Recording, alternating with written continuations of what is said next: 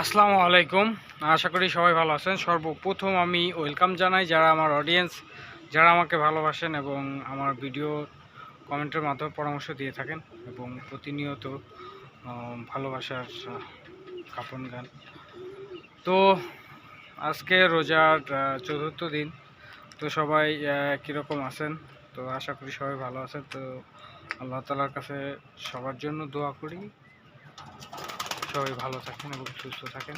তো আমি যে কবুতরের ভিডিওটা করি, আজকে আমি আপনাদেরকে দেখাবো কয় জোড়া ডিম দিয়েছে এবং ঘরে বাচ্চা আছে কিনা সেই বিষয়ে আমি আপনাদের সাথে শেয়ার করব। যদি আমার এই ভিডিওটা ভালো লেগে থাকে তাহলে পেজটা ফলো দিবেন এবং ভিডিওটা শেয়ার করে দিবেন। আর যদি ইউটিউব চ্যানেল থেকে যদি দেখে থাকেন তাহলে চ্যানেলটা সাবস্ক্রাইব করে দিবেন।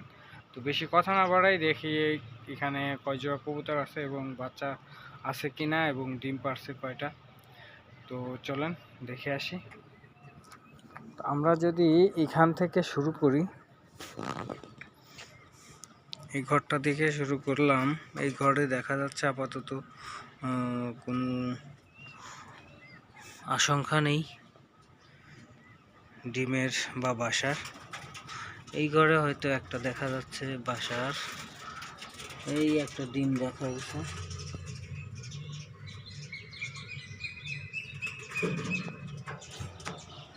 এখানে একটা ডিম, এখানে আর একটা ডিম।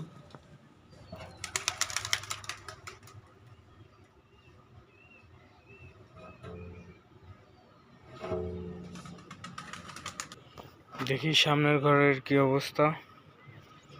এদিকে কোনো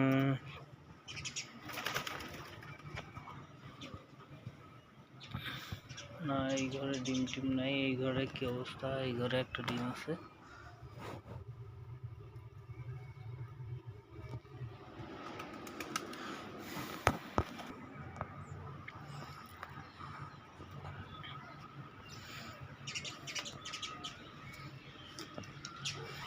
এইখানে দেখা যাচ্ছে যে ওই বাচ্চা নিয়ে বসে ডিম নিয়ে বসে আছে।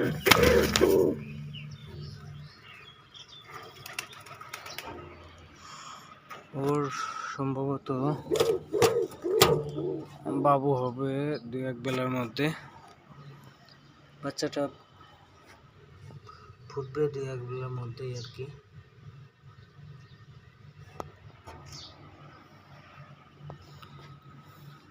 তো ম্যাক্সিমাম জায়গায় দেখা যাচ্ছে যে একটা করে ডিম দেখা গেছে। এই জায়গাও একটা ডিম।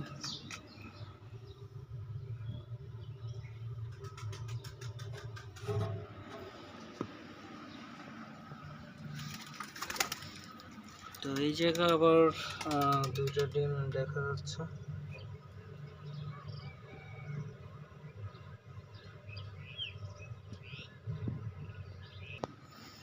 এই জায়গাও আবার 2টা ডিম।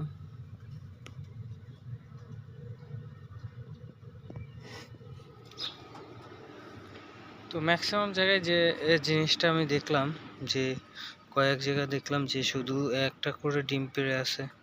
তো 2টা জায়গায় দেখলাম যে ডিম পারছে 2টা করেই। এখানেও 2টা আছে।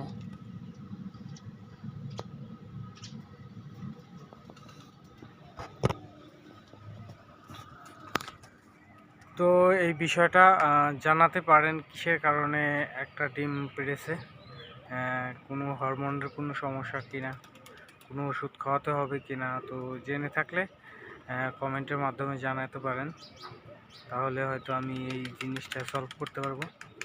তো সবাই ভালো থাকবেন।